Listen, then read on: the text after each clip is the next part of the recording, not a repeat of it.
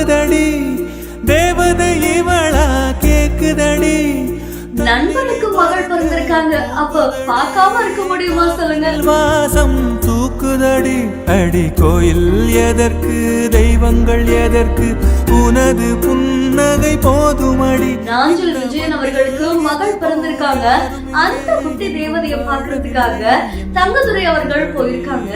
ஆனந்த யாழை மீட்டுகிறாய் அடி நெஞ்சில் வண்ணம் தீட்டுகிறாய். நாஞ்சில் விஜயன் அவர்களும் தங்கதுரை அவர்களும் இது அவங்களுடைய இன்ஸ்டாகிராம் பேஜ்ல போஸ்ட் பண்ணிருக்காங்க.